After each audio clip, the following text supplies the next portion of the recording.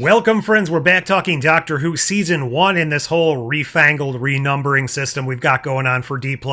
Episode 6. This is the one entitled Legend of the Guardians, the Owls of Gahoo. All kidding aside. Rogue. Now, there will be spoilers ahead. If those aren't for you, take this as your last warning.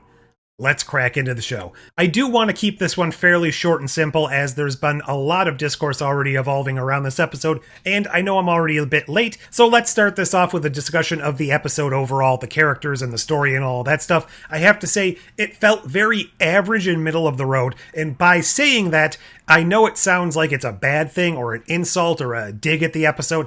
It's not. I actually mean that in a very positive way, because this felt generally like any typical episode from the original golden age of the revival back from 2005 to whenever it started to slide. It definitely had a lot of the hallmarks and the feeling and the little bit of zaniness mixed with the sheer terror of the way people were dying, things like that. The alien designs weren't 100% realistic looking. They were kind of goofy. All of that stuff felt ripped right out of the pages of that original run of the show. And I think that is a very positive note to have this episode, because so far, all of the Disney Plus era stuff has been very conceptual in nature as far as the episodes, and this is the first one that feels like it's just your average episode in the middle of a season. Which leaves me to my overall feeling that 8 is not enough. I know they say it is, there's a whole TV show trying to kind of gaslight me on that, but 8 is just not enough. When this season wraps up, we're definitely going to be feeling like there's a bit of hollowness going on as far as the development of the characters and the relationships we've built with them and all of that stuff, which is, I think, to the detriment of some of these episodes. They're trying to show us this deep bond between the Doctor and Ruby. They're trying to show us that they're best friends. They've had all of these adventures together, and I know we never see all of the adventures on screen, but it definitely feels like we are just getting to know these two together. So the heartfelt emotion that comes up later in the episode when the Doctor thinks that Ruby is dead and he has failed, it just doesn't quite hit as well for me, because we haven't seen them together all that long. We've already had one time this season where she seemingly died, and that was so early on. They've had no real adventures together, and the last few episodes, they've barely been together. They've either been fairly Dr. Light, or in the case of the very last episode, I guess people are still calling it Dr. Light, but they only, for the most part, appeared on view screens until the very end. So this relationship hasn't been built up as strongly as I think should have been before they give us this emotional punch. The owl aliens were a pretty cool design. I know they didn't look realistic whatsoever, but I actually prefer that to way over-the-top, over-designed aliens that are trying too hard to look like they could actually exist. When I say this felt like a lot of older episodes, it definitely had hints of things like Vampires in Venice, a little bit of The Girl in the Fireplace, and a whole sprinkling of the Shakespeare Code thrown in there as well, which is interesting because that episode referenced some modern day stuff. This one very, very heavily referenced Bridgerton, to the whole fact that it was actually based upon aliens getting Bridgerton kind of transmitted to their galaxy. They're finally watching the show, and they're coming to Earth to cosplay as Bridgerton-esque characters. So I like that, but it definitely gives us the feeling of some of the older Doctor Who episodes where if you watch back in the future, you're 100% going to be missing out on a lot of that current cultural context that you would gain from watching it as it airs. All of that being said, I guess it's time we discuss the first ever same-sex kiss in Doctor Who's 60-year history. I was much better off as a coward.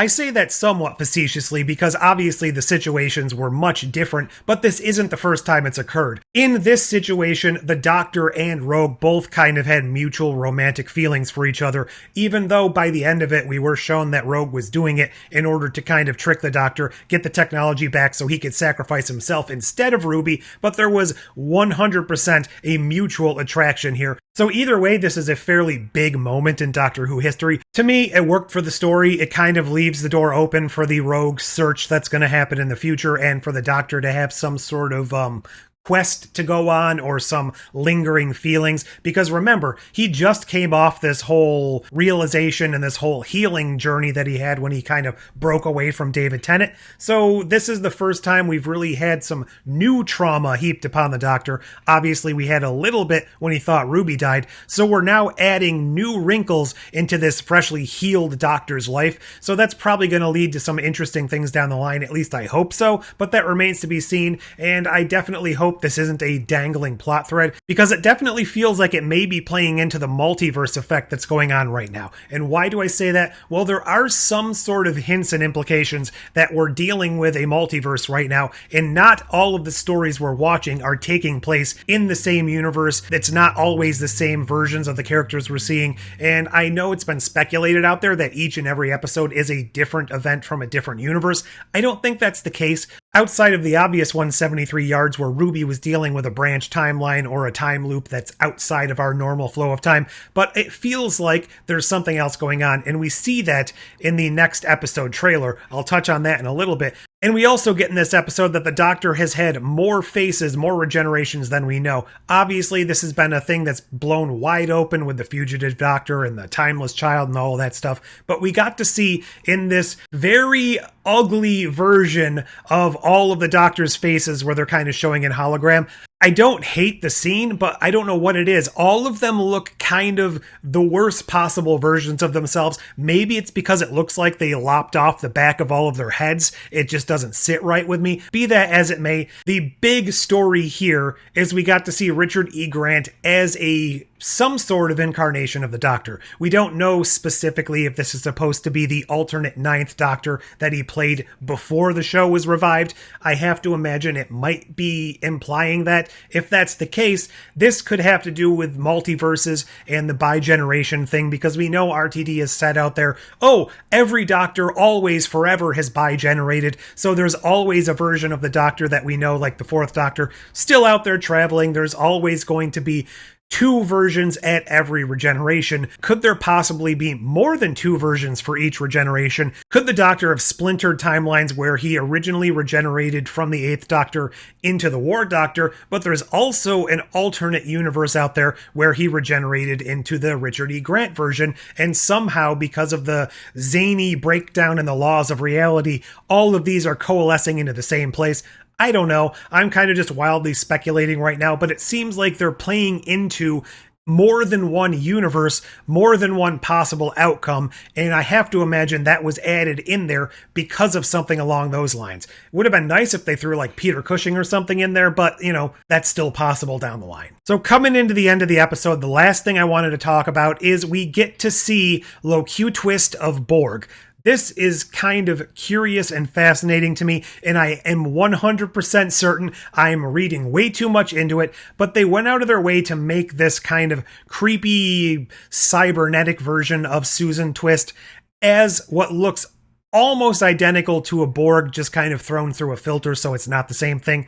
Does this have any sort of play into the very, very first episode of the season, Space Babies, when they referenced Star Trek quite a bit, insofar as the Doctor even said, oh, we'll have to go visit them one day? Then we got to see very Star Trek, Starfleet uniforms in that episode. Susan Twist was one of the characters in a Starfleet-esque uniform. Are they trying to throw Star Trek into this universe as one of the many alternate universes, multiverses out there or something? Or am I just way overthinking a creative decision that they just wanted to be vaguely reminiscent of something that exists in another franchise? Leave all your thoughts down below, like, share, subscribe, do all those YouTube things. Until next time,